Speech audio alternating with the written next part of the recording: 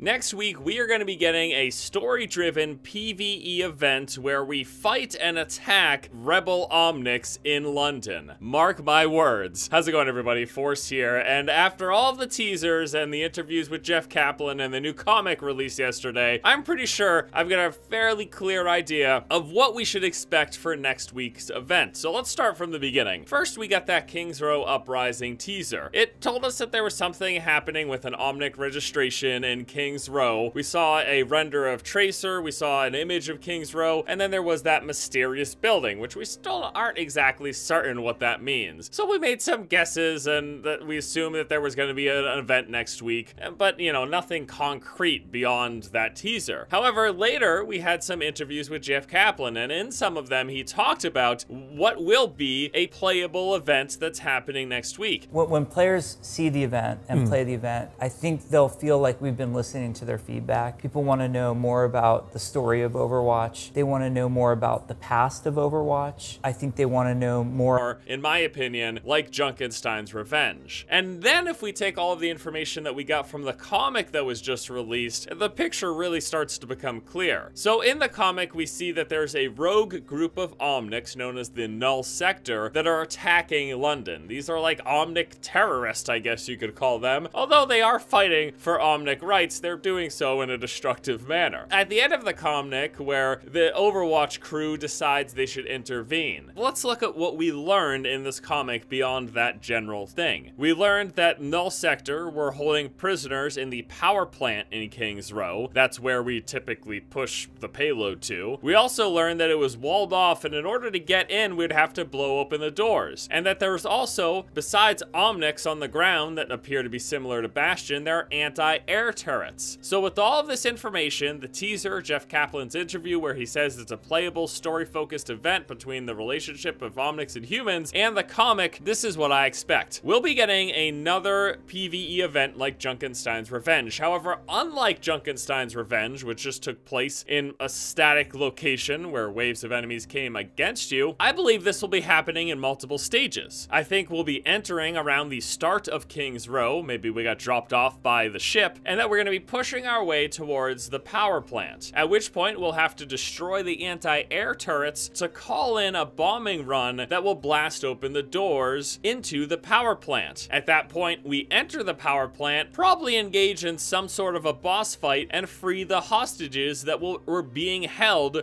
by the Omnic terrorists. Now, who are we going to be doing this with? Well, at the end of the comic, we see Torbjorn, Reinhardt, Mercy, and Tracer all get into a ship with a giant bomb and head out towards the crisis happening in London. So this is a really cool and exciting theory. I mean, I honestly feel like if Blizzard did do this exact thing, they drop us in, we could play Torbjorn, Reinhardt, Mercy, or Tracer at the start of Kings Row. We're fighting our way through waves and waves of Bastion-like enemies. Reinhardt leading the charge, Torbjorn apparently setting up turrets, Mercy because we need a healer, and Tracer likely used to flank and maybe get objectives, get behind the Bastion-like Omnics. Hopefully we see something other than the Bastion design. We're gonna have anti-air turrets set up right in front of the power plant doors that are blocked off that we learned from McCree. We'll have to destroy those turrets first. We're then gonna call in the bombing run. The bomb that we know is on the ship's gonna come by, blast open the doors, then we push our way into the power plant, fighting off more Omnics, probably get,